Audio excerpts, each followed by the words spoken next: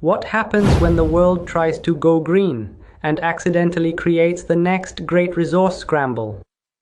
Because right now, lithium is turning into the new oil of the clean energy era. Not because you can burn it, but because without lithium, you don't scale electric cars, grid batteries, drones, phones, or the entire always-on economy. And when one material becomes a bottleneck, politics follows. Let's break it down. I'm Imran, and the big question today is simple. Is the lithium rush powering the future or fueling new conflicts? Here's the first reality. Lithium is not rare, but usable supply chains are. Mining is concentrated in a few places, especially Australia's hard rock lithium and South America's lithium triangle. Argentina, Chile, and Bolivia, which together hold a huge share of global resources. But the real choke point isn't the mine. It's what comes next, refining and processing into battery-grade chemicals, and that's where China has built the world's most powerful position, not just making batteries, but controlling the middle steps that turn raw material into something a gigafactory can use at scale. So even if the lithium is dug up in one country, it often still flows through another country's industrial system before it becomes a battery. That's leverage. And once you see lithium as leverage, you understand why governments are acting like this is national security, not just commodity supply. Now layer 2, the green transition has an ugly side. Brine extraction in places like Chile's salt flats raises serious questions about water, local ecosystems, and indigenous communities. Because you're not just digging a hole, you're changing a fragile hydrological balance.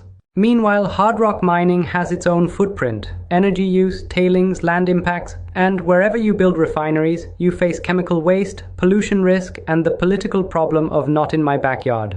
So the environmental fight becomes a political fight, and political fights turn into supply risk. Layer 3, resource nationalism is back.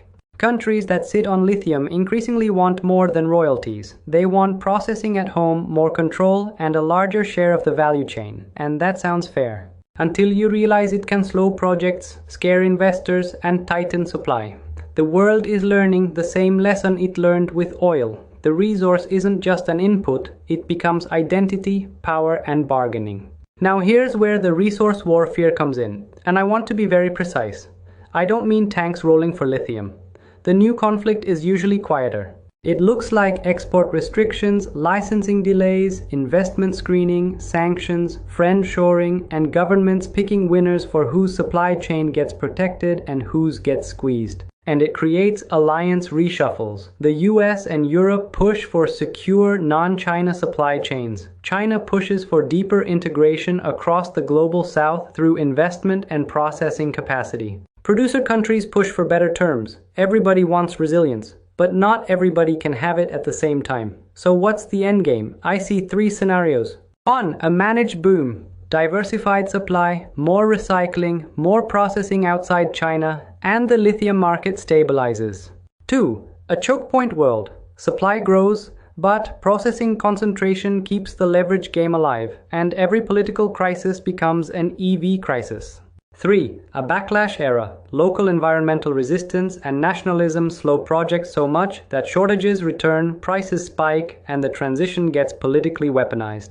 That's the real warning. If lithium becomes a permanent bottleneck, the green transition doesn't just get expensive, it gets geopolitical.